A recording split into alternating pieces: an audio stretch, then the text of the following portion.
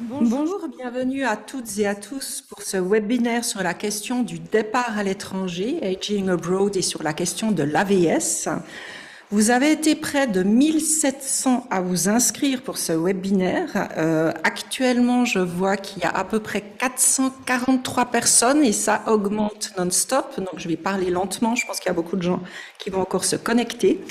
C'est un réel succès, ce qui évidemment nous réjouit. Ça montre clairement qu'il y a un vrai besoin d'information sur la thématique très complexe du départ à l'étranger à l'âge de la retraite, mais aussi sur la question de l'AVS.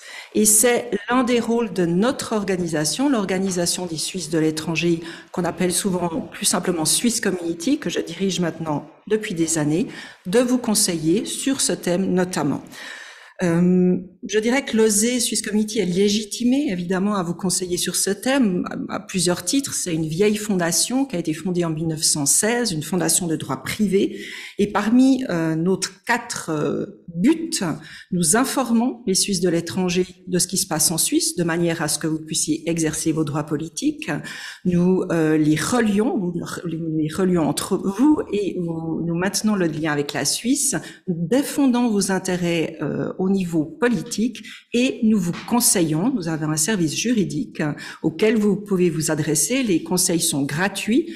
Vous pouvez aller sur notre site web pour avoir des informations, www.swisscommittee.org, ou bien nous contacter à azo-swisscommittee.org. Avec nous aujourd'hui, online, notre collaboratrice de longue date, Madame Ursula Schindler, qui a plus de 20 ans d'expertise sur les questions AVS, pourra aussi, au besoin, intervenir. Aujourd'hui, pour parler de cette thématique particulièrement complexe, nous avons 5 intervenants, des personnes qui représentent 3 institutions. Je vais les présenter tout à l'heure. Je vais peut-être d'abord commencer par quelques informations techniques. Voilà, nous voyons de droite à gauche. Je vais vous présenter tout de suite. Bienvenue à vous. Vous avez une traduction simultanée. Donc, en bas de votre écran, vous avez une petite map monde. Si vous cliquez sur la map monde, vous pourrez choisir soit le français, soit l'allemand pour entendre la traduction simultanée. Le webinaire est filmé et ensuite on le montrera sur notre site internet. À partir du 13 février, vous aurez les présentations PowerPoint et quelques jours plus tard, vous aurez tout le webinaire. Pour des questions de protection des données, on ne verra pas on verra que les intervenants, mais on ne vous verra pas vous. De la même manière, pour intervenir à la fin des présentations, ça n'est pas un chat, mais vous avez aussi en bas de l'écran un petit bouton où c'est marqué F et A en allemand. Je suppose qu'en français c'est Q et R, donc questions et réponses, Frage und Antworten en allemand, et vous écrirez vos demandes là-dedans. J'y reviendrai. Pourquoi la question de cette thématique? Pourquoi est-ce qu'on a choisi Aging Abroad pour ce webinaire? Peut-être qu'il faut revenir sur quelques chiffres. Aujourd'hui, il y a près de 800 000 Suisses qui vivent à l'étranger, 788 000 à la fin de l'année 2021. Sur ces 788 000, 36% ont plus de 55 ans, 22% ont plus de 65 ans. Et on se rend compte que les Suisses s'expatrient de plus en plus au moment de la retraite pour différentes raisons. Parfois, c'est une question de nécessité économique, c'est-à-dire si vous voulez vivre décemment avec votre retraite en Suisse, ça devient difficile. Donc, beaucoup de personnes choisissent d'aller à l'étranger. Ça peut aussi être simplement pour avoir un climat plus clément ou d'autres raisons que je ne vais pas forcément énumérer. Ce qui fait que les conseils sur la prévoyance, sur l'assurance maladie et sur la couverture vieillesse deviennent de plus en plus importants. Et c'est la raison pour laquelle la Confédération a mis en place, via le département fédéral des affaires étrangères, un projet appelé Aging Abroad, dont parlera Monsieur Malizia tout à l'heure. À noter que l'expatriation ne peut pas être dissociée de la sécurité sociale. C'est pourquoi nous avons intitulé ce webinaire Aging Abroad et AVS. Le but du webinaire est de promouvoir l'échange, de promouvoir l'information, surtout de sensibiliser les personnes auxquelles nous nous adressons. Et nous nous adressons en priorité aux Suisses de l'étranger qui habitent encore en Suisse, qui ont plus de 55 ans et qui pensent s'expatrier au moment de la retraite, ainsi que les Suisses de l'étranger qui ont plus de 55 ans et qui sont déjà à l'étranger. Pour faire connaître ces informations, rien de mieux que de diffuser le webinaire une fois que nous l'aurons filmé et que nous l'aurons mis sur notre site Internet. Donc évidemment, on compte sur vous pour faire connaître le contenu de ces interventions. Maintenant, je vais enfin vous présenter nos intervenants. Sur ma droite et sur ma gauche, je commence avec Monsieur Michel Malizia. Vous travaillez au DFAE, vous êtes responsable technique dans le domaine des relations avec la communauté des Suisses de l'étranger. Vous travaillez pour la direction consulaire, innovation et partenariat du DFAE. Bienvenue à vous, bonjour. Ensuite, Madame Flukiger et Monsieur Girard travaillent pour la Caisse suisse de compensation. Madame Flukiger, vous êtes chef de la section de la division prestations AVS de la section des Suisses de l'étranger, pour être précise, et votre collègue, Monsieur Girard, est directeur des services juridiques de la CSC. Bienvenue à vous également. Je retourne maintenant vers ma gauche avec deux représentants de Solissuisse, qui est une coopérative, avec sa directrice à ma gauche, Madame Nicole Tepperby, et une de vos collaboratrices, Madame Isabelle Bauer. Vous êtes conseillère et experte des domaines des assurances sociales chez Solissuisse. Bienvenue aussi. Je crois que j'ai assez parlé, donc je vais directement passer la parole à Monsieur Malizia. Je regarde sur le prompteur, je vois que nous sommes déjà à 613 personnes en ligne. J'espère que cela va encore augmenter.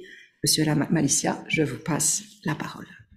Merci beaucoup. Bonjour à toutes et à tous. Très heureux de pouvoir participer à ce webinaire, de représenter la direction consulaire.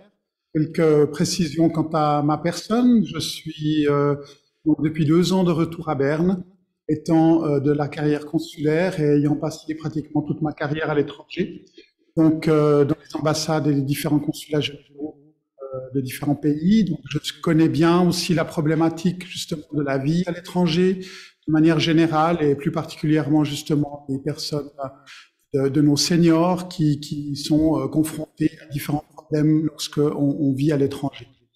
Je remercie également justement d'avoir cette opportunité de pouvoir vous donner quelques informations aussi de notre côté. Je vais pas revenir sur les chiffres que Madame Rustichelli vous a dit tout à l'heure, juste peut-être préciser quelques différents points, notamment que dans ces 788 790 000 Suisses, on a pratiquement les 3/4 de ces Suisses qui ont une autre nationalité également, la nationalité suisse, que ce taux de double nationalité, voire plus, est beaucoup plus important en Amérique du Sud. Et puis que là, pour l'instant, ce sont encore les chiffres de 2021, mais on a entre 2019, 2020 et 2021 une augmentation pratiquement annuelle de 1,5%. Donc, on peut tabler. Pour 2022, les chiffres ne devraient pas tarder à être publiés. On devrait avoir le même taux d'augmentation. Pour ce qui est des informations qui sont importantes pour nous de vous transmettre, avant tout, c'est que les annonces auprès des représentations compétentes au lieu de domicile sont extrêmement importantes. Donc, je me permets de vous rappeler de bien communiquer toujours chaque changement d'adresse, surtout également de communiquer vos adresses e-mail de manière à pouvoir rester en contact. Évidemment, les changements d'état civil et les annonces de décès. Toutes ces annonces sont extrêmement importantes, non seulement pour nous, mais également pour tout un tas de partenaires, et notamment la Caisse suisse de compensation, qui va parler tout à l'heure et vous expliquer comment ça se passe. Quelque chose de tout à fait nouveau également, c'est le nouveau certificat de vie qui maintenant n'est plus envoyé aux personnes de manière systématique par la poste. Donc on se base sur les registres des représentations à l'étranger, d'où également encore une fois l'importance de communiquer tous vos changements d'adresse et autres que je viens de mentionner. Et également, le fait, ce qu'il faut savoir aussi, c'est que ça ne veut pas dire que, vu que le certificat de vie maintenant n'existe plus dans la forme où il avait été prévu jusqu'à maintenant, ça ne veut pas dire que vous n'allez plus jamais le recevoir. Il se peut également, de toute façon, que de manière ponctuelle, il y ait des contrôles quand même qui se fassent. Donc, ne soyez pas surpris si vous recevez un jour quand même ce certificat de vie à remplir. En tout cas, c'est un grand pas en avant et je pense que ça simplifie la vie de beaucoup de personnes, surtout dans les pays où les distances sont grandes il fallait chaque fois se rendre à la représentation pour le faire viser. Un mot également de la responsabilité individuelle. On a vu avec la pandémie, on l'a vu avec la crise ukrainienne, on le voit encore maintenant avec le tremblement de terre en Turquie, en Syrie, l'importance de bien préparer son voyage, de bien préparer son séjour. Et c'est d'ailleurs un thème qui est mentionné dans la Constitution fédérale, c'est que toute personne est responsable d'elle-même. C'est également très important dans le cadre de Aging Abroad, et c'est pour ça que je vous en parlerai plus en détail tout à l'heure, mais notre rôle vraiment d'information avant de partir ou d'information une fois que vous êtes déjà à l'étranger est vraiment primordial. Également, nous avons, en plus de cette campagne d'information que nous avons lancée, nous avons également, je vous rappelle l'article qui est apparu dans la revue suisse de avril 2022, qui traitait plus particulièrement de ce thème.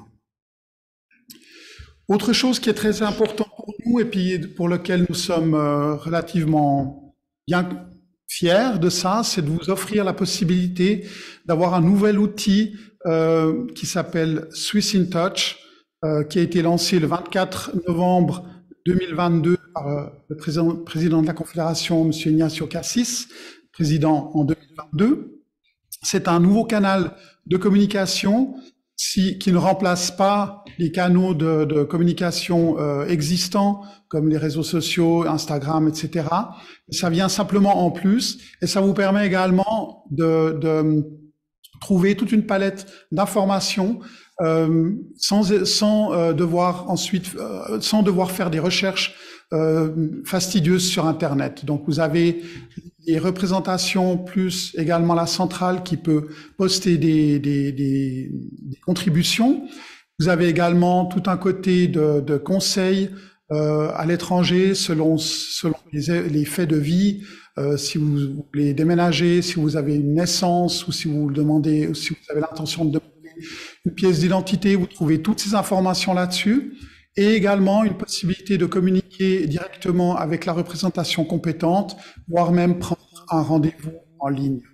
Donc je vous enjoins fortement de télécharger cette application. C'est une application qui est une application web que vous ne trouverez pas dans les App Store, mais vous devez aller sur le site www.swissintouch.ch tel que c'est mentionné sur le slide actuellement. Pour revenir un peu à la thématique spécifique du jour de Aging Abroad, comme je vous l'ai dit tout à l'heure, nous avons vraiment lancé ce grand projet qui va durer plusieurs années. C'est vraiment une campagne de prévention, d'information, de prévention avant de partir. Nous allons prendre contact avec différentes institutions pour mettre en place justement des canaux d'information qui vous seront accessibles afin de préparer votre séjour et votre vie à l'étranger au mieux avant de partir. Et également, pour les personnes qui sont déjà à l'étranger via nos représentations, lorsque vous arrivez à quelque part ou lorsque vous arrivez à l'âge de la retraite, vous allez pouvoir bénéficier de de différentes sources d'informations et de conseils spécifiques pour nos seniors de l'étranger. Il y a également des webinaires qui sont prévus. Nous en avons déjà fait un webinaire pilote fin 2022 qui a englobé 3 pays du Maghreb, la Tunisie, l'Algérie et le Maroc. On avait fait ça sur le thème des banques et c'était une manière pour nous de nous exercer parce que pour nous c'était quelque chose de complètement nouveau.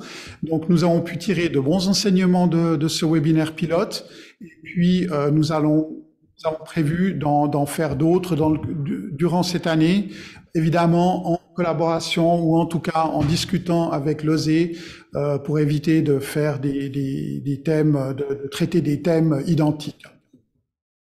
Enfin, c'est très important aussi, c'est le contact que nous avons avec la communauté suisse. Jusqu'à maintenant, donc on était un petit peu limité dans les déplacements avec la pandémie, etc. Même si Berne, comme vous voyez, est une très très jolie ville, pour nous,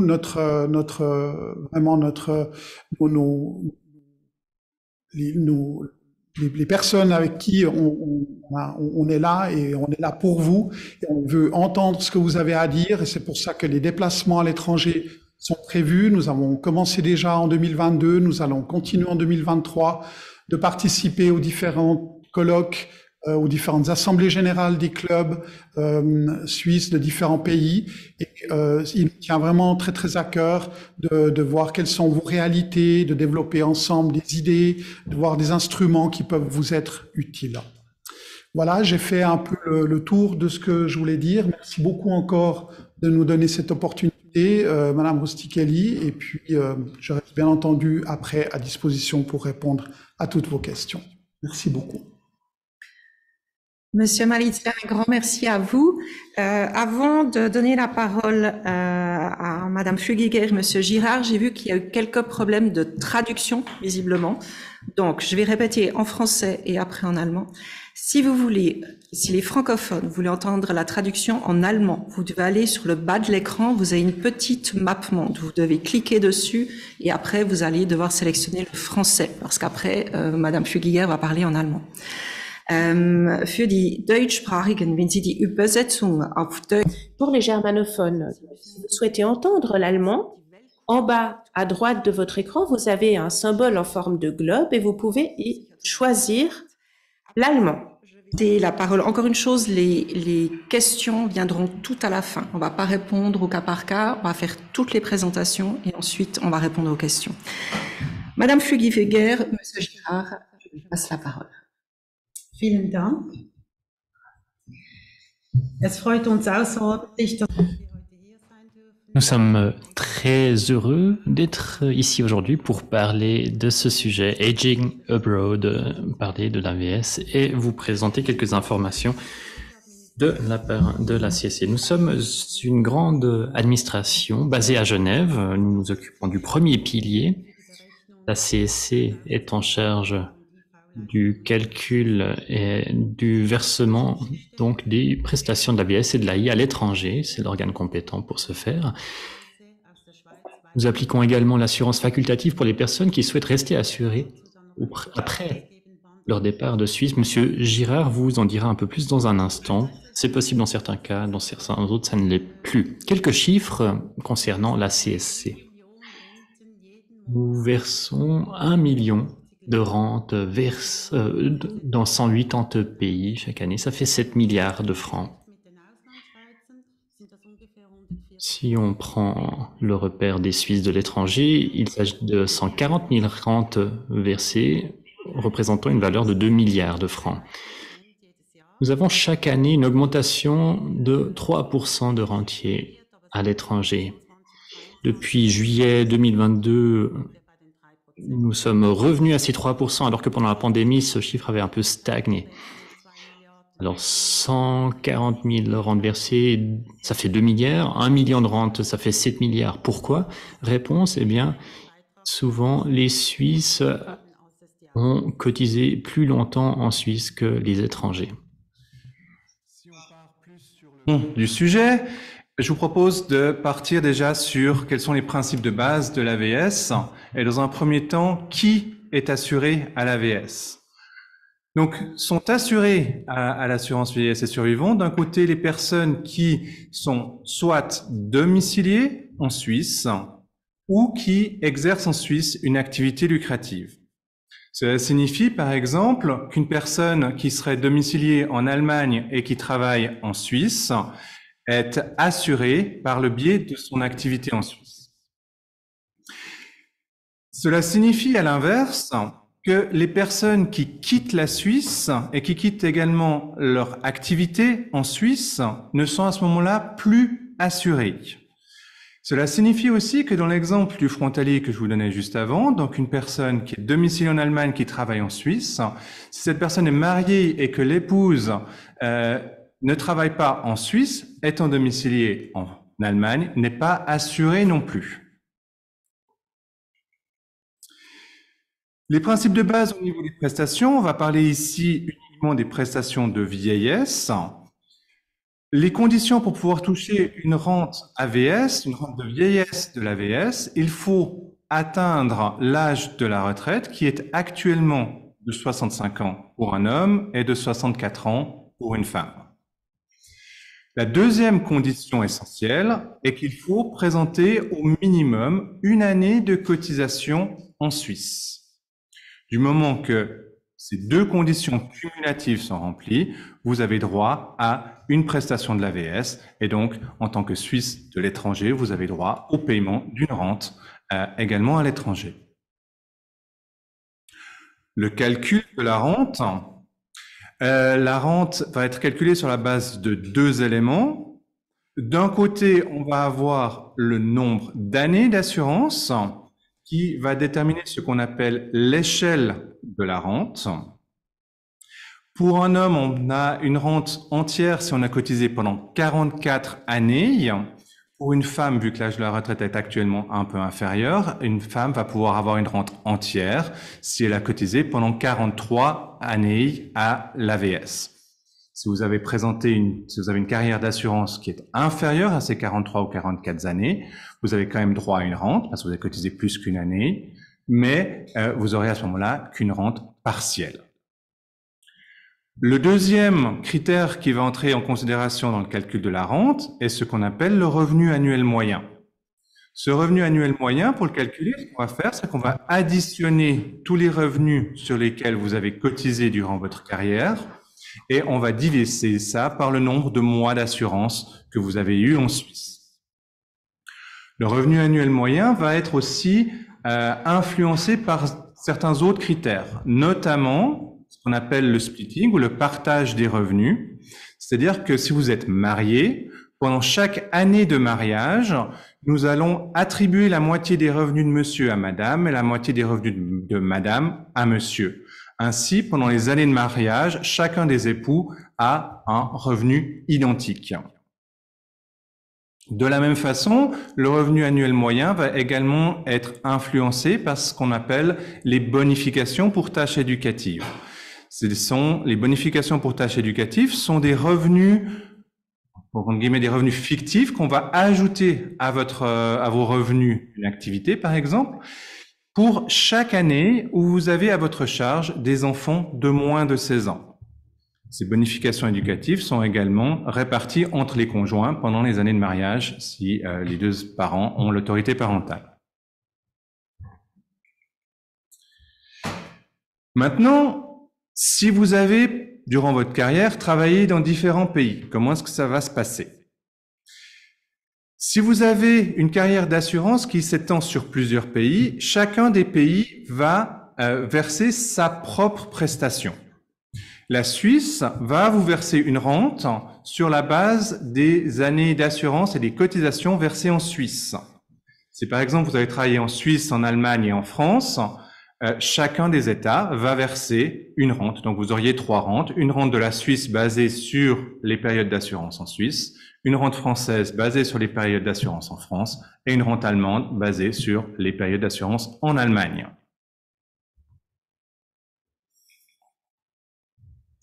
Une autre information importante que j'aimerais vous donner aujourd'hui est que je rejoins effectivement Monsieur Malizia sur ce point. C'est essentiel que vous nous informiez spontanément de tout changement dans votre situation personnelle, notamment tout changement d'adresse en cas de déménagement par exemple, tout changement d'état civil si vous vous mariez, si vous divorcez, également le décès d'un proche, si votre conjoint décède, si un de vos parents décède à l'étranger, c'est effectivement important que nous soyons informés parce que ces événements ont une influence sur le versement de votre rente. Si vous ne nous informez pas, il y a un risque que nous continuions à verser des prestations qui sont indues et que nous vous demandions la restitution après coup.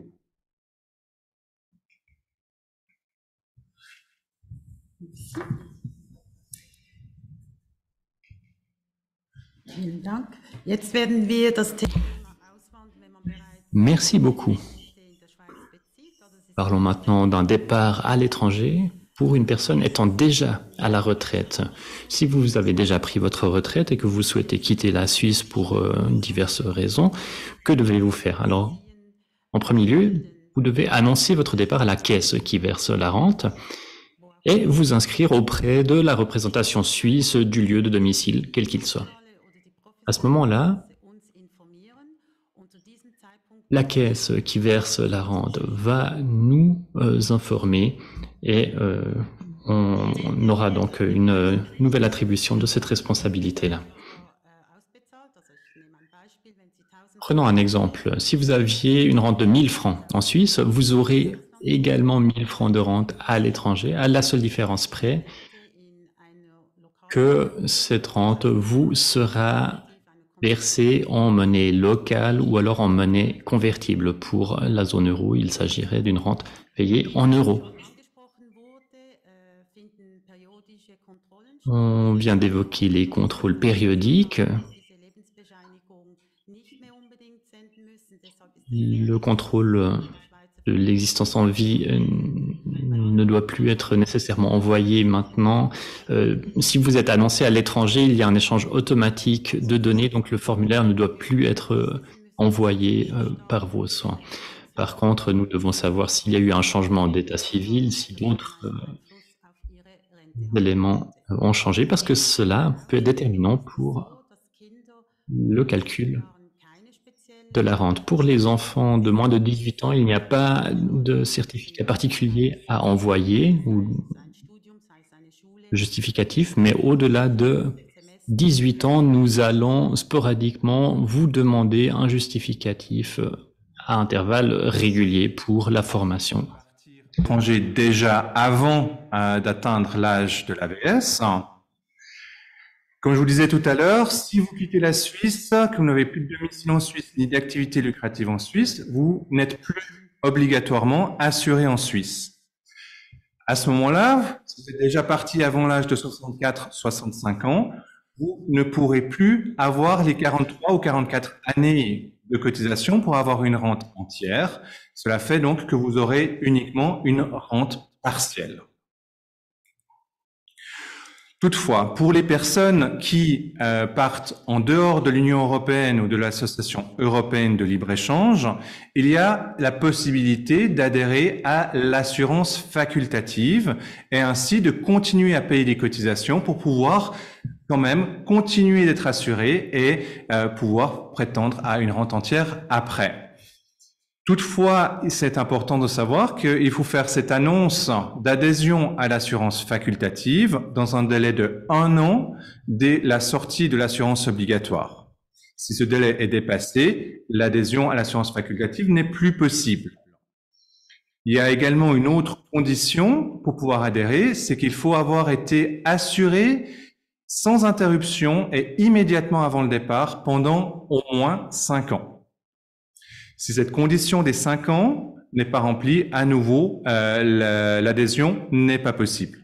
Une fois que vous avez été accepté à l'assurance facultative, nous allons calculer des cotisations chaque année selon votre situation. Si vous êtes actif en tant que salarié ou en tant qu'indépendant, ou si vous êtes sans activité lucrative, nous allons vous demander certains justificatifs, notamment la déclaration fiscale ou des fiches de salaire, et calculer des cotisations que nous allons vous demander après chaque année. Donc ça, vous êtes déjà parti, vous avez fait quelques années en tant que vous avez travaillé ou vous avez bénéficié d'une pré-retraite pendant quelques années, et maintenant vous arrivez à l'âge de l'AVS, vous arrivez à 64 ou 65 ans. À ce moment-là, il va falloir déposer une demande de prestation. Cette demande, cela va dépendre du pays où vous êtes domicilié pour savoir où est-ce qu'il faut déposer la demande. Si vous êtes domicilié dans un pays avec lequel la Suisse a conclu une convention de sécurité sociale, il va falloir déposer la demande auprès de ce qu'on appelle l'organe de liaison de votre lieu de domicile. Il va s'agir en règle générale de la sécurité sociale de là où vous êtes domicilié. Si vous êtes domicilié dans un pays avec lequel la Suisse n'a pas conclu de convention de sécurité sociale, à ce moment-là, il faut vous adresser directement auprès de la Caisse suisse de compensation. Vous trouverez le formulaire de demande de rente directement sur notre site Internet.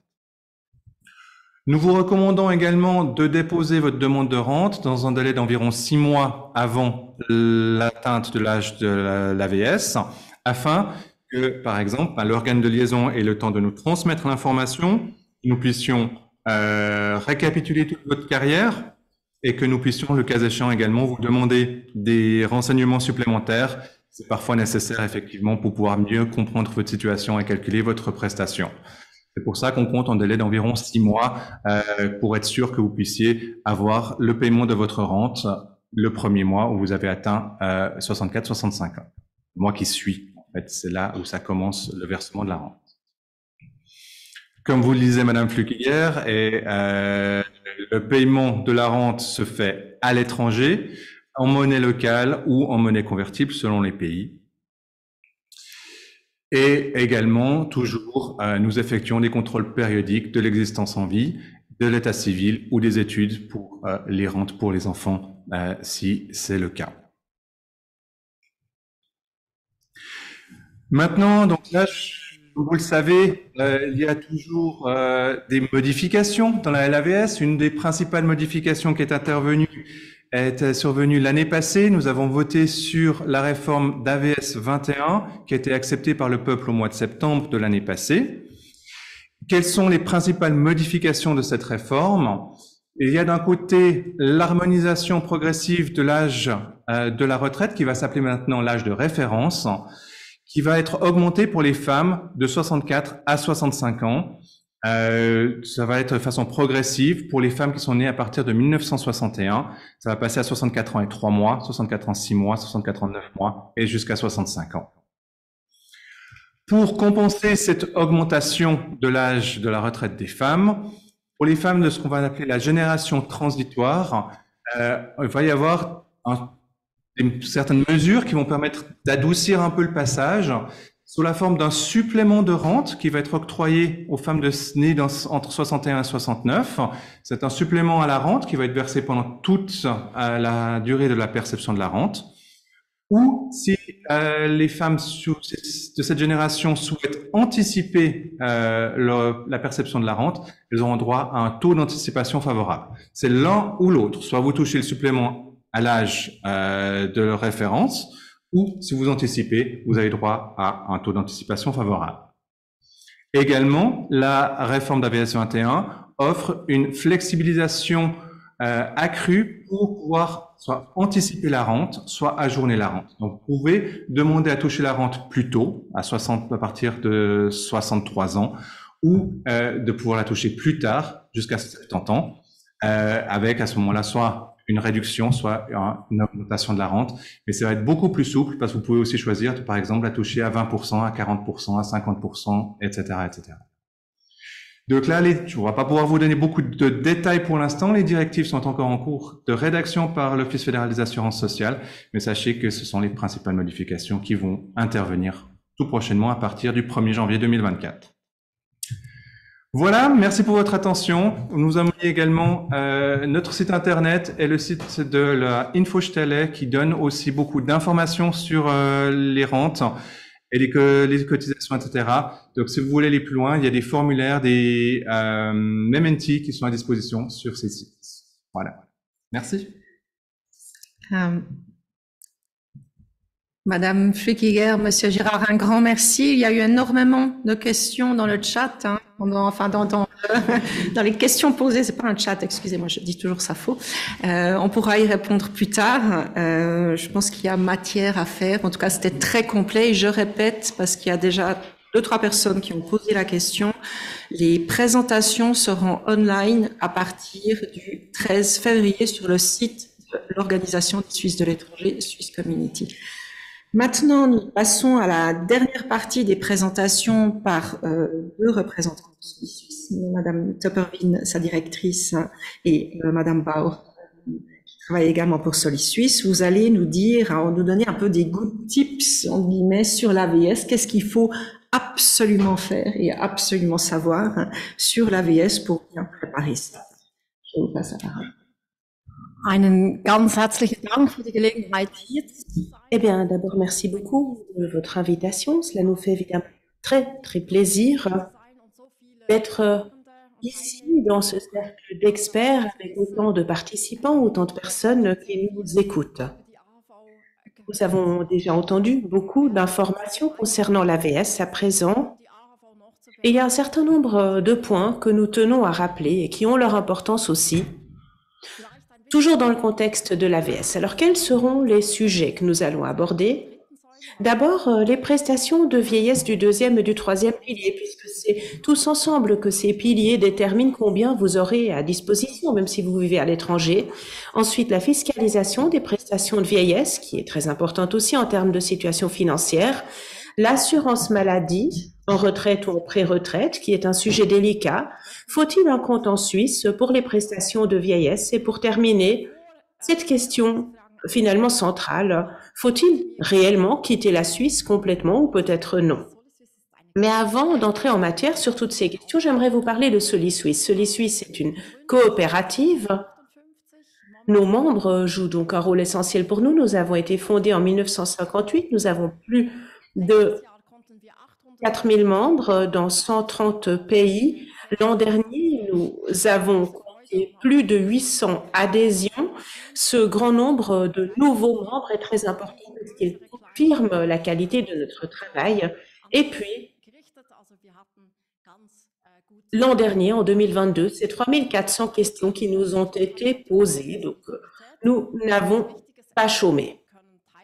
Plus concrètement, que faisons-nous? Eh bien, la solidarité est au centre de ce que nous faisons. Il s'agit de soutenir nos membres s'ils ont des soucis à l'étranger. Ce qui est d'importance centrale aussi, c'est le conseil.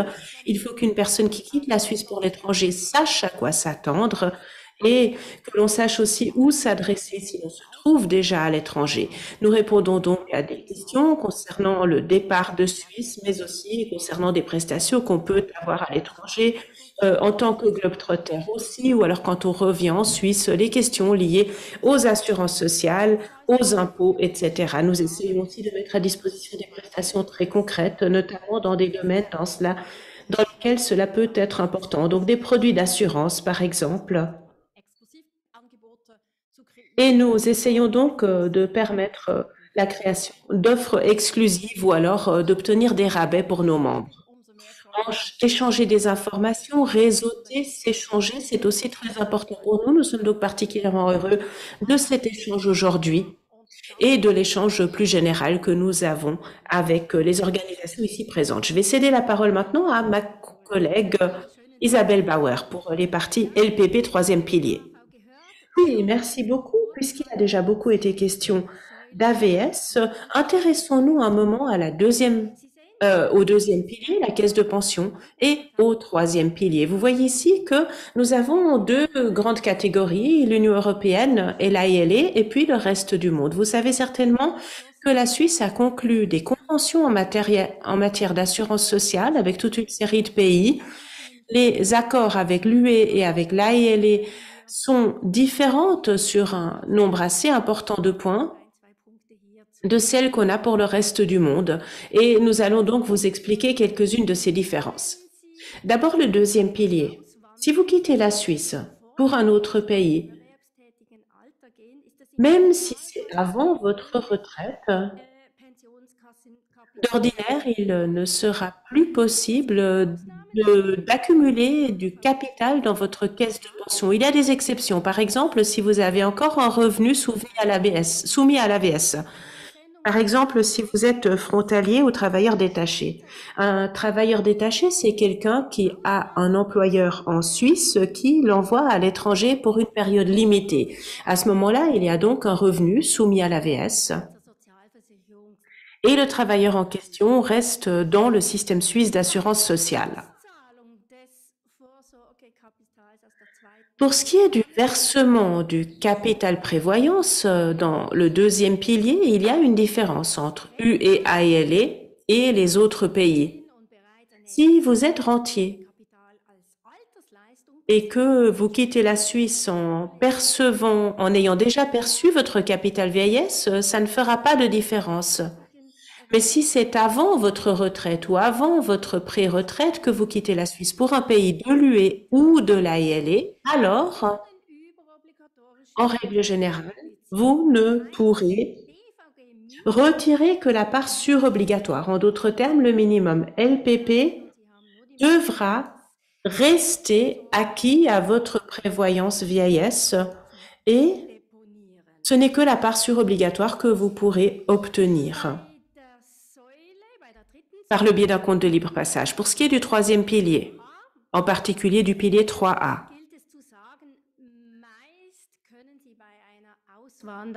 en règle générale, si vous quittez la Suisse, vous ne pourrez plus y cotiser. Mais cela dépend de l'institution auprès de laquelle vous avez votre pilier 3A. Est-ce que c'est une assurance? Est-ce que c'est une banque? Ce qu'il faut dire aussi, c'est qu'il n'y a pas vraiment de sens à cotiser au troisième pilier si on n'est plus en Suisse, puisque les avantages fiscaux que l'on en retirerait sont perdus. À ce moment-là, il peut être plus efficace de se tourner vers d'autres moyens de faire de l'épargne. Retirer son capital du troisième pilier, c'est toujours possible lorsque l'on quitte la Suisse et sans restriction. Donc, si vous quittez la Suisse, à tout moment, vous pouvez retirer l'ensemble de votre capital du pilier 3A. Souvent, vous devez même le faire, notamment si votre institution du pilier 3A ne peut ou ne veut pas vous garder parmi ses assurés suite à votre déménagement. Que ce soit dans le deuxième ou dans le troisième pilier, il faut toujours tenir compte des règlements et réfléchir aussi à l'imposition. Et je redonne la parole à ma collègue Nicole. Oui, les impôts, évidemment, peuvent avoir une grande influence sur le budget disponible. Et c'est le genre de question qu'on se pose, évidemment, lorsqu'on part à l'étranger. Est-ce que, au final, l'argent qu'on a à disposition suffira pour le style de vie que l'on souhaite avoir? Ce que nous pouvons dire en la matière, et c'est très général, évidemment, c'est qu'il faut tenir compte des accords de double imposition, mais tenir compte tout particulièrement aussi de la situation individuelle. Il faut donc examiner chaque cas individuel pour savoir comment les choses se présenteront. Pour l'AVS, la réponse est relativement simple. En général, il n'y a pas d'imposition en Suisse du moment qu'il n'y a plus de domicile fiscal en Suisse. La Suisse part de l'idée que cette rente AVS sera imposée au nouveau domicile. Pour le deuxième pilier, c'est plus compliqué. Ça dépend notamment du dernier employeur qu'on a eu en Suisse. Est-ce que cet employeur était de droit public? Est-ce qu'il s'agissait par exemple de la Confédération, d'un canton ou d'une commune? À ce moment-là, la plupart des accords de double imposition prévoient que l'impôt reste perçu en Suisse. Encore faut-il une convention de double imposition avec le pays en question.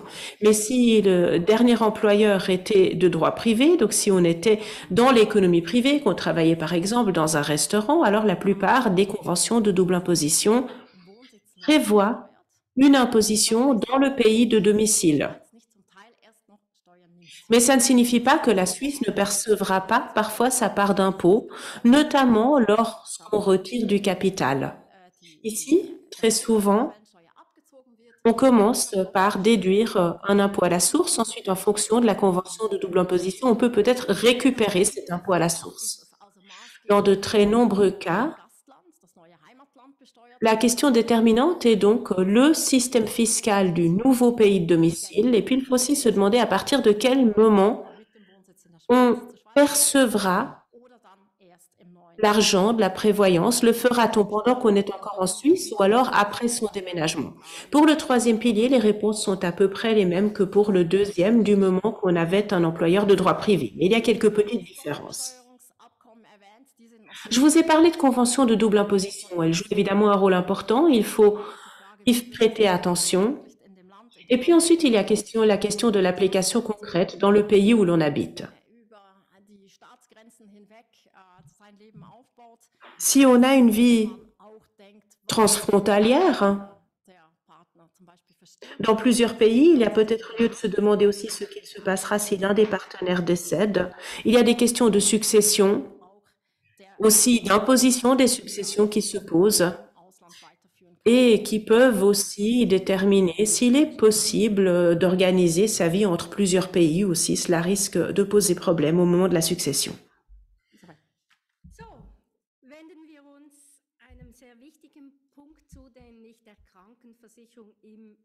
Alors, maintenant, voyons un autre point important, l'assurance maladie en retraite ou en pré-retraite.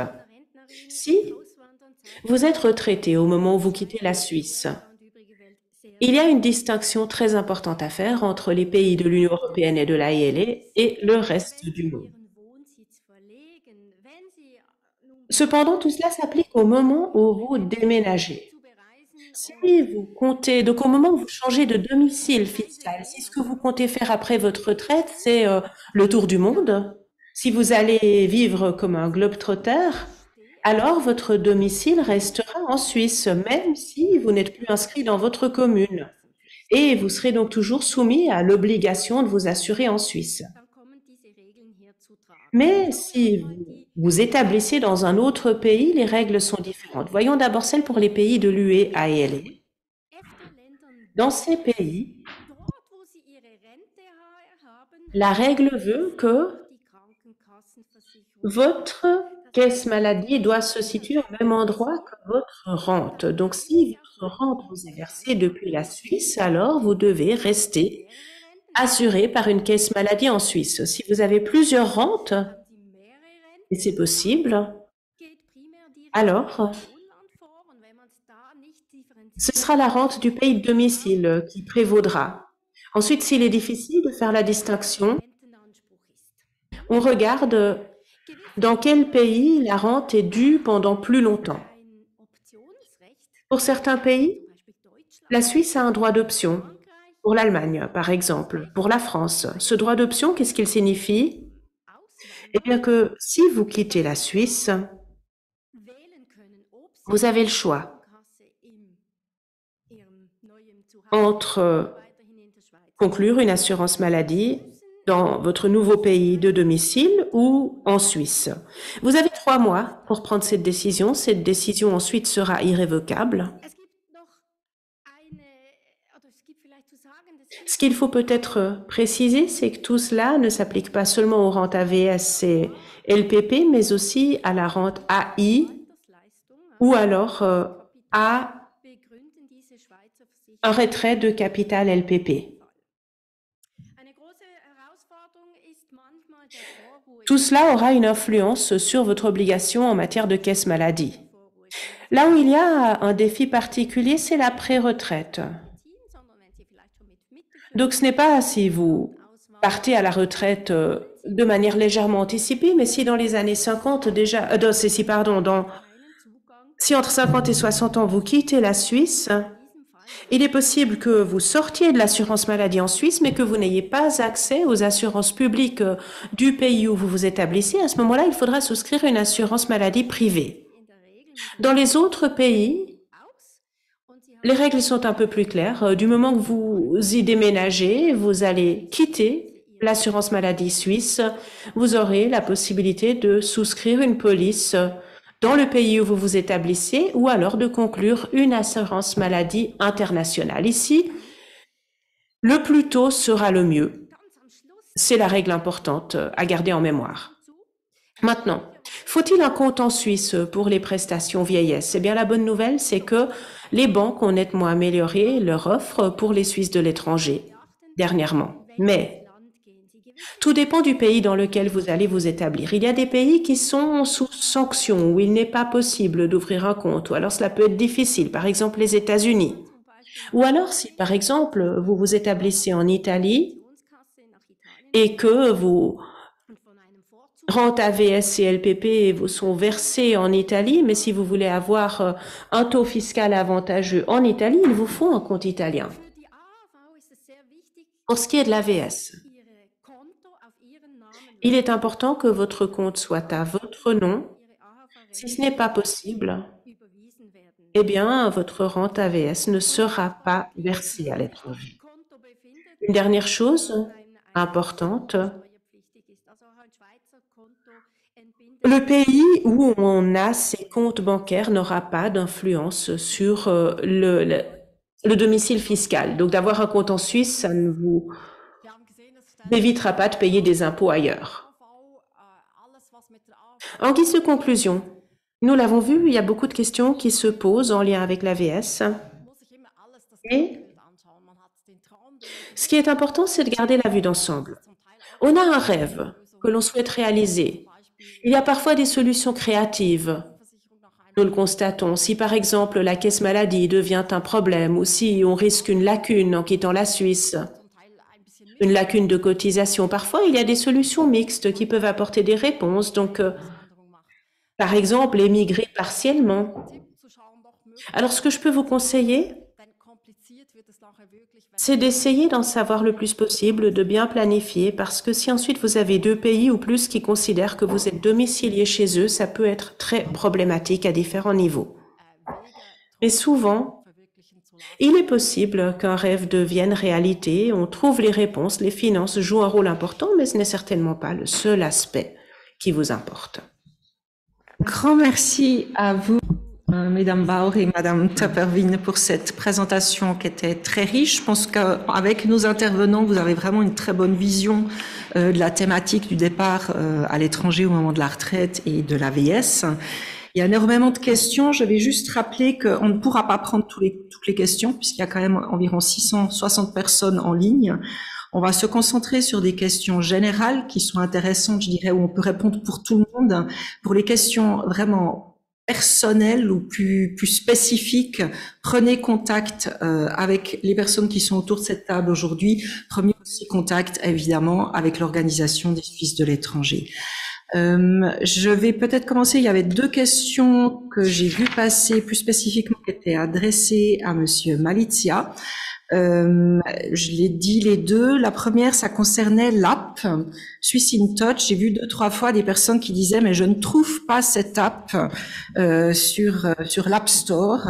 So, verschiedene Leute haben gesagt, dass sie die Donc, un certain nombre de personnes nous ont écrit qu'ils ne trouvaient pas dans leur App Store cette appli Swiss in Touch. Question est la deuxième. Est-ce qu'on doit remplir le certificat de vie toutes les années? Merci beaucoup, Madame Rustichelli. Oui, l'app Swiss in Touch n'est pas une app qu'on trouve dans le App Store.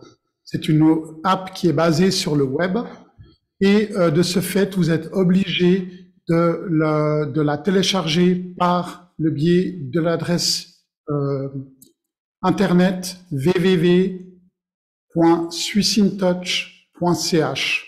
C'est obligatoire. Le grand avantage qu'il y a, c'est que vous avez toujours une app qui est à jour et qui ne nécessitera pas de mise à jour périodique comme les apps traditionnelles. L'autre question concerne donc le certificat de vie. Le certificat de vie, à la base, il n'existe plus dans sa forme actuelle pour tous les Suisses qui sont enregistrés, inscrits auprès de leur représentation compétente. Donc, comme j'ai dit, on se base maintenant sur le registre des Suisses de l'étranger. Par contre, ça ne signifie pas qu'il n'y a pas de contrôle périodique spécifique pour un certain pays ou pour une certaine période. Donc, il se peut que vous receviez quand même encore ce certificat. Et à ce moment-là, ne soyez pas étonnés. Et à ce moment-là, vous procédez tout simplement comme vous avez procédé jusqu'à maintenant. C'est-à-dire, vous prenez contact avec la représentation compétente pour la confirmation des données du certificat. Mais en principe, maintenant, ce certificat de vie n'existe plus. Monsieur Malizia, peut-être j'ai vu que quelqu'un demandait, mais finalement, qu'est-ce que c'est ce certificat de vie? Certaines personnes ne savent pas ce que c'est, donc j'ai vu la question apparaître. Alors, le certificat de vie permet à la Caisse suisse de compensation de vérifier les données personnelles de la personne à l'étranger qui reçoit une prestation. C'est-à-dire qu'on vérifie l'adresse et on vérifie surtout également l'état civil de la personne et la personne doit également évidemment prouver qu'elle est bien en vie, tout simplement. En gros, c'est ça. Ce sont les 3 choses qu'on vérifie par le biais de ce certificat. Merci. Weitere Frage, Une autre question. Est-ce que la rente peut être versée sur un compte suisse si je vis à l'étranger? C'est peut-être une question pour vous, Madame Flückiger. Oui, avec plaisir. En principe, oui, c'est possible. Fondamentalement, nous versons les rentes dans tous les pays, y compris en Suisse. Nous n'avons pas le droit de vous faire publicité ou de vous donner des conseils en la matière, mais différents instituts bancaires ont une offre en ce sens. Il y a eu un article récemment sur le site web de l'OSE. Vous pouvez peut-être vous y renseigner. Mais en principe, oui, nous pouvons verser les rentes n'importe où. Si on a atteint la majorité lorsque l'on habite à l'étranger, comment et quand devons-nous ou pouvons-nous nous inscrire à l'assurance facultative? Monsieur Girard. Alors effectivement, pour les personnes qui sont déjà à l'étranger en étant mineurs, le problème est effectivement de pouvoir remplir cette condition d'assurance de 5 ans avant l'inscription à l'assurance facultative. Alors, la réponse est que malheureusement, ça va pas, c'est pas la question de la majorité qui va être déterminante. On parle de bien de être assuré à l'AVS, et l'assurance, comme je vous disais, c'est être domicilié en Suisse ou exercer une activité lucrative en Suisse. Les enfants mineurs, donc à moins de 18 ans, s'ils sont domiciliés en Suisse, remplissent cette condition d'assurance. S'ils sont déjà domiciliés à l'étranger, ils ne remplissent pas cette condition d'assurance. Donc à ce moment-là, ils vont pas pouvoir, au moment de la majorité, adhérer à l'assurance facultative, malheureusement.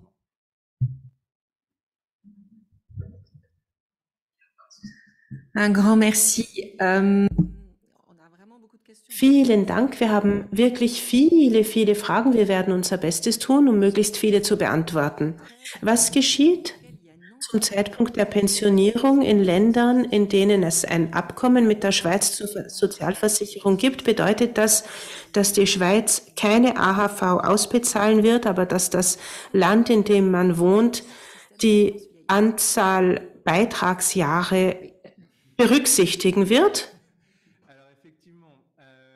Donc, s'il y a une convention de sécurité sociale avec un pays, on va dire que ce soit l'Union européenne ou un autre pays, la Suisse, elle, ça va simplement permettre le paiement d'une rente suisse à l'étranger. Les conventions de sécurité sociale ont comme but en fait de mettre les ressortissants suisses et les ressortissants de l'autre État contractant sur un pied d'égalité. Donc, avec cette convention, la Suisse va payer sa propre rente à l'étranger et l'autre pays va peut-être calculer sa propre rente selon son propre système. En règle générale, il n'y a pas de cumul des périodes. Les cumuls des périodes peuvent être utilisés simplement pour ouvrir un droit. Par exemple, le Royaume-Uni exige 10 années de cotisation dans leur système pour ouvrir un droit à la prestation. Et s'il y a peut-être que 2 années de cotisation au Royaume-Uni et 15 ans en Suisse, ils vont prendre en considération les périodes suisses pour ouvrir le droit, mais pas forcément pour faire le calcul de la prestation. Donc, ça dépend des conventions, ça dépend des pays, mais généralement, la Suisse va toujours verser... Pas généralement, mais la Suisse va toujours verser sa prestation suisse à l'étranger pour une personne de nationalité suisse. Un grand merci. Vielleicht zwei Fragen an Sie. 2 questions que j'aimerais vous adresser, peut-être, Madame Töpperwien. Combien de temps peut-on garder sa caisse maladie si l'on part à l'étranger? C'était la première question. Deuxième question, que se passe-t-il si l'on n'a pas toujours cotisé à l'AVS et qu'on souhaite faire un rachat? Alors pour la première question, s'il vous plaît. Merci pour cette question. Pour la caisse maladie, Isabelle Bauer l'a déjà évoqué. Si l'on déménage dans l'UE-AELE, on peut toujours garder sa caisse maladie en Suisse parce qu'on aura une rente suisse, mais du moment qu'on part dans un autre pays, la question va se poser différemment. Parce que, en principe, l'obligation de s'assurer en caisse maladie prend fin du moment qu'on part dans un pays dans lequel on ne cotise pas à l'AVS. Mais il n'y a pas toujours d'autres possibilités. Ça peut être problématique. Officiellement, cependant, une caisse maladie reste obligatoire tant qu'on n'a pas justifié d'un nouveau domicile à l'étranger. Donc, Isabelle Bauer l'a dit, si, par exemple, vous allez être globetrotter, faire le tour du monde, eh bien, vous avez un certain temps où vous restez assuré en Suisse. Donc, si vous ne savez pas encore où vous allez vous établir pendant quelques semaines, quelques mois, vers quelques années, eh bien, vous pouvez rester soumis à l'assurance maladie en Suisse. Maintenant, pour la deuxième question, j'y réponds volontiers, mais par politesse, je vais peut-être laisser répondre quelqu'un d'autre. Il n'est pas possible de racheter des périodes de cotisation manquantes. Donc, si vous aviez, par exemple, pas payé de cotisation quand vous étiez étudiant il y a 30 ans en arrière, il n'est plus possible de racheter des périodes. Un rachat éventuel, on a un délai de prescription de 5 ans. Donc, si vous n'avez pas payé de cotisation durant les 5 dernières années, à ce moment-là, on peut regarder selon votre situation si ça peut être possible. Mais au-delà, c'est absolument exclu. Merci. Eine weitere Frage, wie Une autre question. Où et comment puis-je accéder à mes propres données pour les vérifier? Monsieur Malizia. De ce qu'on entend par persönliche Daten abrufen und überprüfen.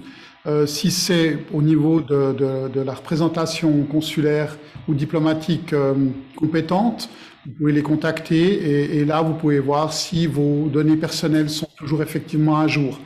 Maintenant, si c'est au niveau de la caisse suisse de compensation, enfin, il faut les contacter directement à ce moment-là. Mais c'est la représentation compétente qui peut effectivement vous confirmer quelles sont les données actuellement enregistrées dans le registre central des Suisses de l'étranger. Eine weitere Frage, die vielleicht ein bisschen in diese Richtung geht. Une autre question qui va un peu dans la même direction, suite à quoi je vous céderai le micro, Madame Flückiger. Comment puis-je obtenir une estimation des sommes que je peux attendre de l'AVS? Oui, très volontiers. Alors, il y a deux variantes. Sur notre site web, vous avez un outil qui s'appelle Escale. Si vous savez combien vous avez gagné, sur combien d'années à peu près, vous pouvez faire une saisie pour obtenir une évaluation, une estimation. C'est évidemment imprécis, mais cela vous permet de savoir combien vous obtiendrez à peu près. Si vous avez besoin d'une réponse plus détaillée, il est possible gratuitement de faire calculer votre rente au préalable, mais il faut à ce moment-là un peu de patience, car nous avons énormément de demandes et à ce moment-là, nous ferons les calculs précisément pour votre cas individuel et vous faire parvenir la réponse par écrit. Vous avez les questions, les formulaires, pardon, sur notre site web. Quelle est la différence entre une rente pleine et une rente maximale? Alors la rente complète. Une rente complète ou une rente partielle va se faire en fonction de l'échelle de la rente. Si vous avez cotisé pendant 43 ans pour une femme, 44 ans pour un homme, vous aurez droit à une rente complète. La rente complète, avec donc une échelle qu'on appelle 44, va se situer entre 1225 francs et 2450 francs, qui est la rente maximale. La rente maximale, donc de 2450 francs, est le maximum de l'échelle 44 si vous avez cotisé pendant 43 ou 44 ans. Et quand on parle de rente minimale AVS, on parle souvent du 1225, qui est le montant minimum pour une personne qui a cotisé pendant 43 ou 44 ans. Mais il est entendu que si vous n'avez pas cotisé pendant 43 ou 44 ans, vous pouvez avoir une rente qui est nettement inférieure à 6225. Il y a eu quelques questions sur la question du Brexit, notamment une personne qui travaille en Grande-Bretagne avant le Brexit. Est-ce qu'aujourd'hui, elle a la possibilité de s'affilier à l'AVS facultative, vu que la Grande-Bretagne ne fait plus partie de l'UE? J'irai même plus loin que la question qui est posée. Est-ce que maintenant, quelqu'un qui irait dans l'UE, qu'est-ce qui se passerait pour elle? Je pense que c'est également vous, Monsieur Girard. Donc, effectivement, donc, suite au départ de l'Union européenne par le Royaume-Uni, il a fallu renégocier des nouveaux accords avec la Grande-Bretagne. Ça a été une période un petit peu chaotique, mais en principe, les personnes qui étaient déjà présentes au Royaume-Uni vont pouvoir continuer de recevoir leur rente de la même façon. La différence, par contre, se situe au niveau de l'assurance facultative. Comme le Royaume-Uni est maintenant sorti de l'Union européenne, il est maintenant possible pour une personne qui part maintenant de Suisse vers le Royaume-Uni d'adhérer à l'assurance facultative. Si elle remplit donc les conditions. Par contre, une personne qui était déjà au Royaume-Uni avant n'était déjà plus assuré en Suisse en fonction des accords bilatéraux conclus avec l'Union européenne. Donc, comme il n'y a pas cette période d'assurance de 5 ans immédiatement avant le départ, cette personne ne peut pas non plus maintenant adhérer à l'assurance facultative. Noch eine Frage, wird die AHV-Rente ausgezahlt, wenn man im Ausland noch Encore une question, est-ce que la rente AVS suisse va être versée si l'on continue de travailler à l'étranger? Madame Bauer, peut-être? Wenn man das Rentenalter erreicht hat, dann Lorsqu'on a atteint l'âge de la retraite, il faut faire une demande de rente AVS et cette rente AVS sera versée, même si l'on a encore une activité lucrative, que ce soit en Suisse ou dans un autre pays. Aufschiebung Quel serait l'avantage d'un ajournement de la rente? Madame Fluquillère? Bien, ajourner la rente aurait, par exemple, l'avantage suivant. Prenons un exemple concret. On le voit beaucoup chez les médecins qui ont fait de très longues études, qui entrent donc dans la vie active à un moment plus tardif et qui travaillent bien souvent jusqu'à l'âge de 70 ans, voire plus loin. À ce moment-là, il peut être tout à fait pertinent d'ajourner le versement de la rente de 5 ans, par exemple. Cela a pour avantage de vous donner un supplément de 30%, ce qui peut être tout à fait intéressant. Avec la réforme AVS 21, on ne peut malheureusement pas s'attarder sur ce sujet aujourd'hui, mais avec cette réforme, il y a de nouveaux modèles qui ont été introduits, qui peuvent être intéressants. À l'OFAS, par exemple, vous trouverez les informations également auprès de notre communauté sur nos sites internet ou auprès de la centrale. Vous trouverez de plus en plus d'informations. Lien avec le décès d'un des conjoints. La première concerne la prestation AVS ou bien le deuxième pilier, savoir si l'un des conjoints décède, est-ce que le conjoint survivant a droit à ces prestations AVS ou deuxième pilier, et si oui, sous quelle forme? Donc ça, c'est la première question. Et après, il y a une question un petit peu plus précise qui est de dire si l'un des deux conjoints est de nationalité suisse et l'autre pas, et le conjoint de nationalité suisse décède, que se passe-t-il pour le conjoint qui, lui, n'est pas de nationalité suisse?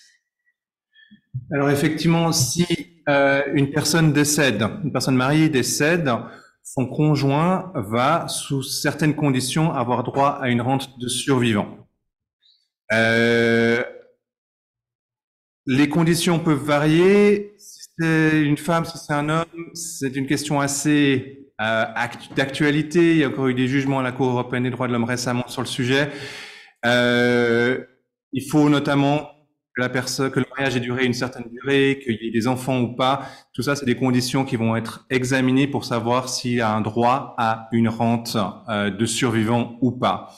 S'il existe un droit à la rente de survivant, on va encore examiner est-ce que le conjoint survivant touche lui également une prestation de l'AVS?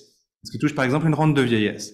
Et à ce moment-là, on va comparer le montant de la rente de survivant avec la rente de vieillesse et on verse le montant le plus avantageux.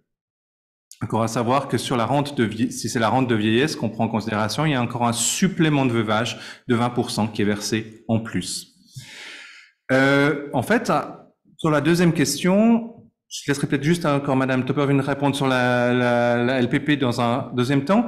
Mais si le conjoint est étranger, ça change rien en fait. On va simplement regarder est-ce que les conditions des années de mariage et de la présence ou non d'enfants sont remplies pour savoir si cette personne a droit à une rente ou pas, parce que c'est les cotisations de la personne décédée en fait qui font foi pour savoir si c'est là un droit ou pas. Madame Bauer. Madame Toppervin, je ne sais pas.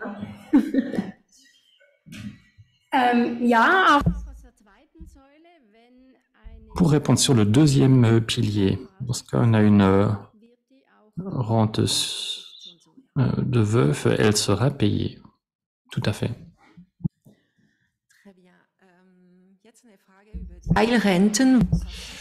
Pour ce qui est des rentes partielles, que faut-il entreprendre avant la retraite si j'ai travaillé dans différents pays et que je vais donc toucher différentes rentes partielles?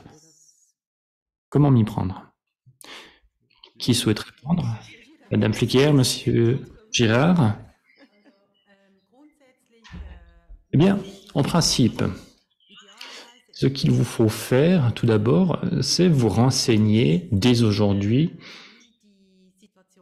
vous renseigner sur la situation. Vous pouvez contacter les différentes assurances sociales, vous demander un relevé de compte, du compte individuel, comme il s'appelle en Suisse. Vous verrez ainsi quel salaire vous avez touché, dans quelle période et quel employeur vous l'a versé.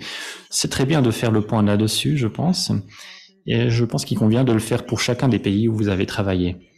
Si maintenant pour les rentes partielles, vous souhaitez en savoir plus, pour la Suisse par exemple, il serait intéressant de faire un calcul pour voir venir les choses, évaluer combien vous allez toucher.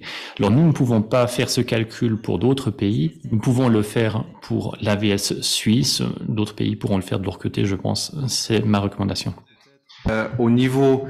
Ça va dépendre aussi de où vous êtes domicilié et où vous avez travaillé. Si on part sur l'Union européenne, par exemple, il faudra déposer la demande de prestation auprès de la sécurité sociale de votre lieu de domicile. Et c'est ce qu'on appelle l'organe de liaison qui va faire le contact avec les autres pays de l'Union européenne, y inclus la Suisse, pour que nous lancions notre procédure pour le calcul et le paiement de la rente. Merci. Es gibt ein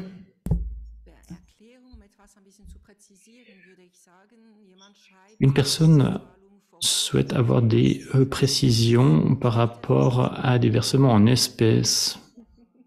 Est-ce que vous pourriez en dire plus à ce sujet? Oui, très volontiers. Si vous avez passé le cap des 58 ans, que vous prenez votre retraite, que vous touchez votre rente sous forme de capital, il n'y a pas de limite. Maintenant, si vous avez 50 ans, un peu plus, que vous souhaitez partir à l'étranger dans un pays européen et que vous souhaitez toucher le capital en espèces en partant à destination d'un pays européen, d'un État européen, il y a une limitation dans le sens où dans ce nouveau pays européen, il y aura une assurance sociale. Il faudra faire le point. Vous allez recevoir seulement la part surobligatoire. On a un minimum LPP, la part légale, et cette part doit être transférée sur un compte, sur une police de libre passage. Si vous n'avez pas accès à un système d'assurance sociale dans votre nouveau pays, dans votre futur pays, vous pouvez faire une demande pour toucher l'entier du capital. Cela arrive rarement et c'est assez compliqué. Et la demande doit être faite par le biais du fonds sécurité LPP. C'est assez rare. Donc si on quitte la Suisse avant la retraite, il y a une limitation pour les pays ALE, UE, par rapport aux assurances sociales de ces pays-là. Et pour le reste du monde, vous pourrez toucher l'ensemble du capital en Suisse. Merci. Qu'en est-il d'un couple marié? Si chacun a cotisé, quelle sera la part respective AVS? Madame Fluquier?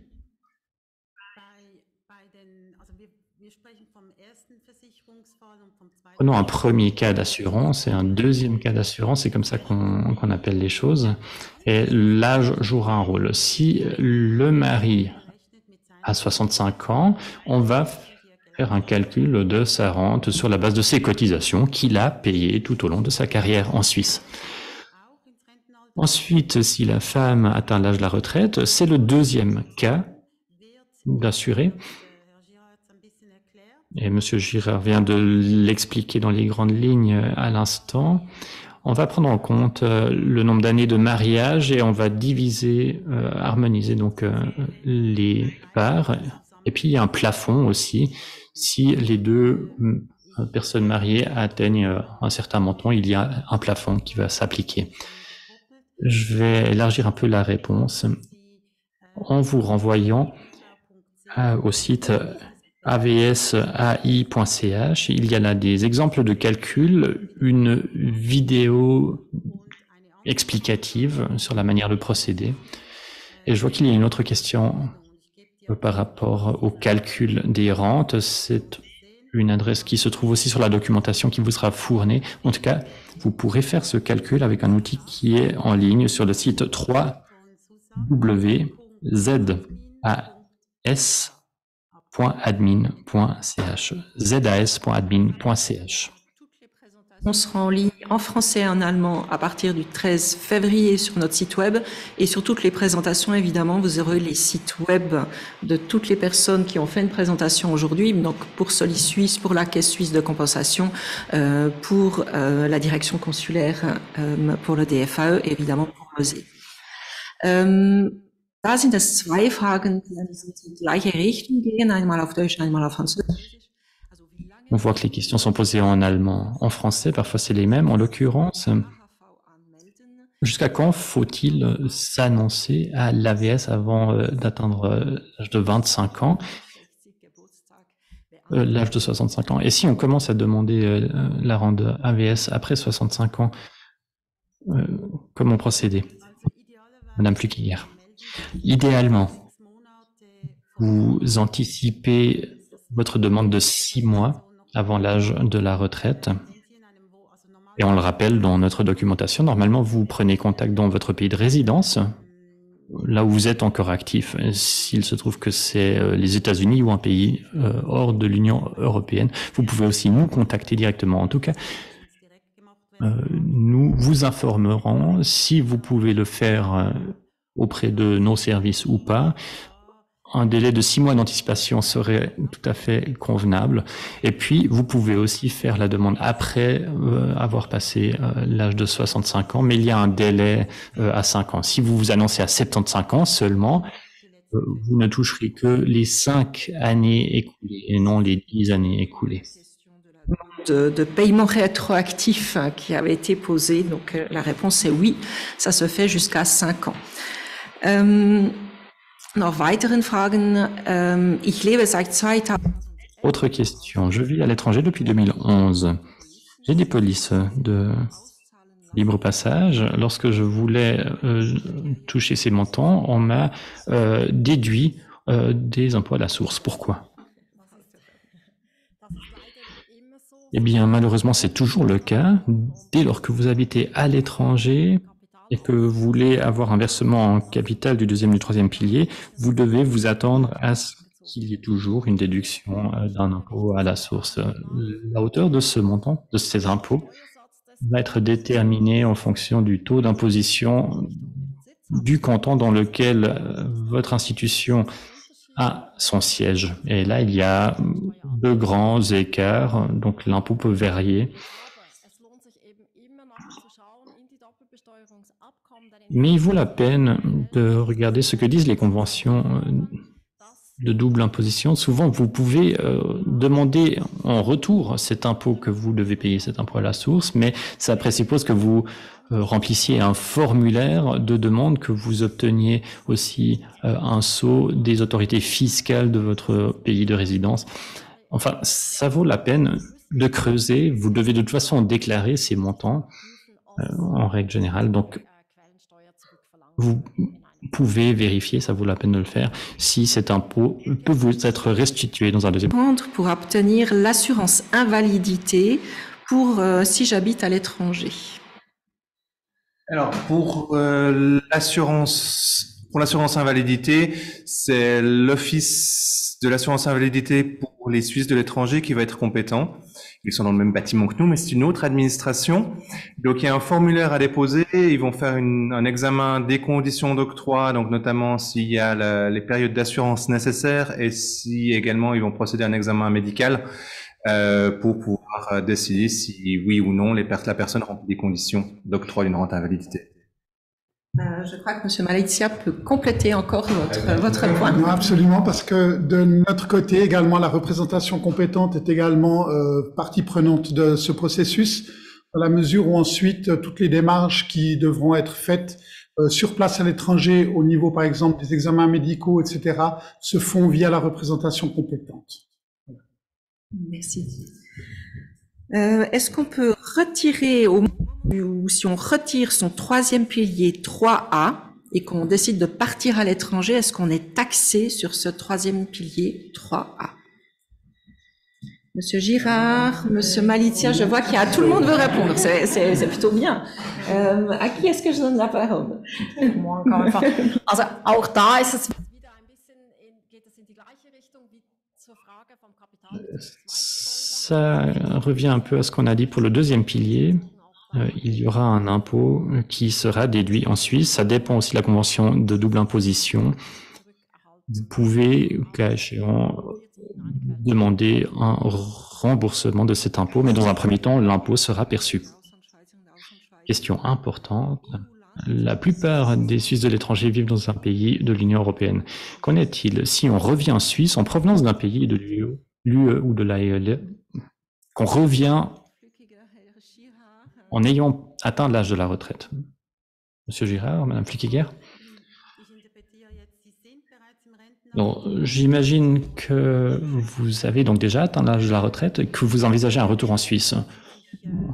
En soi, ça ne posera pas de problème. Vous devez simplement annoncer auprès de l'ASE que vous n'êtes plus à l'étranger, que vous revenez en Suisse. Il y a un certain délai à respecter. Ne vous y prenez pas la dernière minute. Une fois que vous êtes de retour en Suisse, nous allons transmettre votre dossier de rente à la caisse compétente en Suisse, qui sera une caisse cantonale ou autre. Et pour que ce transfert puisse être fait, vous devez être à nouveau annoncé en Suisse et donc retirer des listes de l'ASE. Ça ne posera pas de problème. Pour ce qui est des prestations complémentaires à l'étranger, est-ce qu'elles s'appliquent? Effectivement, les prestations complémentaires sont uniquement versées s'il y a domicile en Suisse. Donc, il n'y a pas de prestations complémentaires à l'étranger. C'est très clair. La chose est claire. Muss man ab erreichen des Rentenalters Une fois qu'on a atteint l'âge de la retraite, ne doit-on plus payer de cotisations même si l'on gagne encore de l'argent, même si on a décidé d'ajourner le versement de la retraite? Et de travailler après l'âge de 64-65 ans, les cotisations restent obligatoires. La seule différence, c'est que il y a droit à une franchise de 1 400 francs par mois. Donc, si vous gagnez par exemple un salaire de 4 000 francs, vous cotisez que sur 2 600 francs. Mais les cotisations restent obligatoires. La chose importante à savoir, c'est que ces cotisations ne sont toutefois pas formatrices de rente, donc elles ne seront pas prises en considération pour améliorer la rente qui est calculée à 64-65 ans, même en cas d'ajournement de la rente. Toutefois, avec AVS 21, à partir du 1er janvier 2024, les cotisations payées après 65 ans, après l'âge de référence, on va dire, pourront peut-être faire, à certaines conditions, être prises en considération pour améliorer la rente. Je voudrais redemander dans ce cas-là un nouveau calcul jusqu'à 70 ans, mais il faut que les cotisations soient versées sur un revenu qui est supérieur aux 40% du revenu moyen des années antérieures. Donc, il y a quand même des conditions assez strictes pour que ces revenus puissent être pris en considération. Ça uniquement à partir de 2024. Im Wohnsitzland werden keine Steuern erhoben. Wie kann ich dann die Quellensteuer zurückfordern? S'il n'y a pas d'impôt qui est perçu dans le nouveau pays de résidence, comment peut-on demander un remboursement de l'impôt à la source?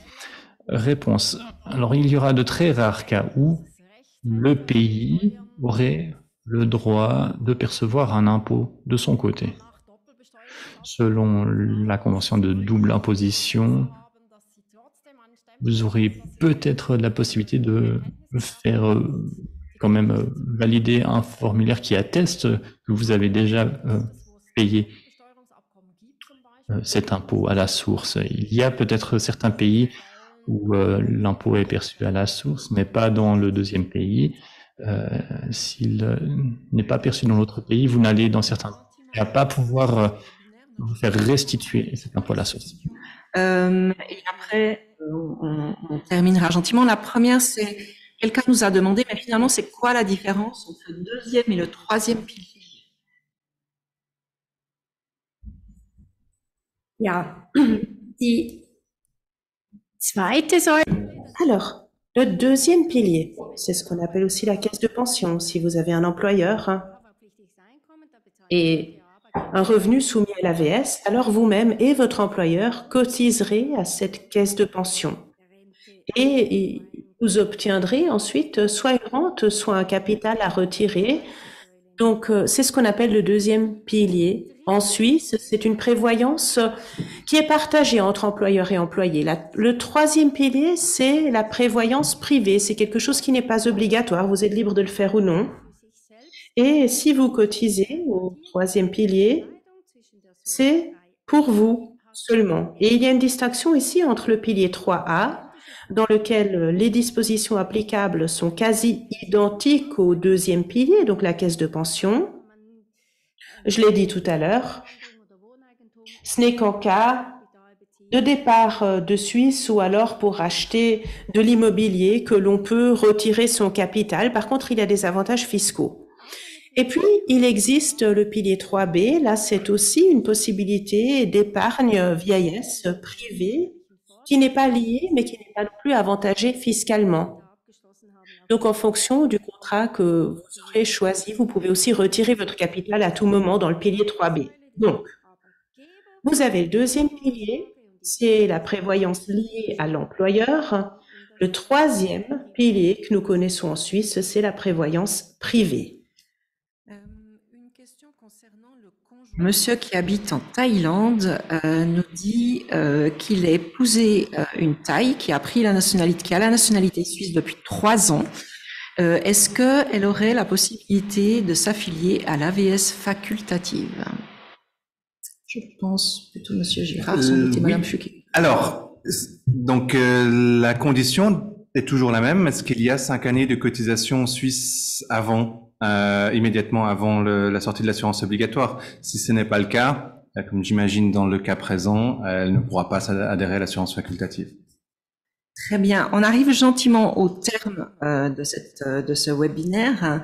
Il y a beaucoup de questions pour avoir des compléments d'information, évidemment, de part et d'autre. Alors, je vais vous poser à tous la question, est-ce qu'on peut s'adresser à vous? Est-ce qu'on peut aller à la Caisse suisse de compensation? Est-ce qu'on peut aller directement à la direction consulaire ou à Soli Suisse pour avoir des informations supplémentaires? Madame Topperville. Selbstverständlich jederzeit. Bei uns kann man. Mais oui, bien entendu, et quand vous voulez, vous pouvez chez nous conclure un rendez-vous en ligne ou alors nous téléphoner, nous envoyer un email. Dans tous les cas, nous serons heureux de vous répondre. Et votre adresse mail? info@solessuisse.ch. Et donc, ce sera écrit aussi sur la présentation. Merci. Monsieur Malizia. Nous, bien entendu, vous pouvez nous contacter à tout moment. Je vous recommande de consulter nos sites internet qui viennent d'être d'ailleurs revus entièrement sur l'adresse www.fae.admin.ch. Vous avez tout un tas de conseils pour la vie à l'étranger, travailler à l'étranger, les retours en Suisse et ainsi de suite, et également tous nos contacts possibles également par email. Dasselbe bei uns. Also ich empfehle. Oui, chez nous également, je peux que vous recommander le site web de la Caisse de compensation suisse. C'est .admin.ch, vous y trouverez différents formulaires pour poser des questions. Et puis aussi une adresse mail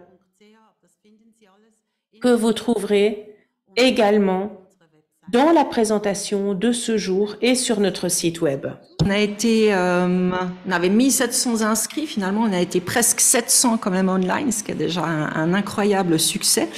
Ça montre l'importance de ce type d'information. C'est la première fois qu'on le fait dans ce cadre-là et je pense que ça n'est clairement pas la dernière fois.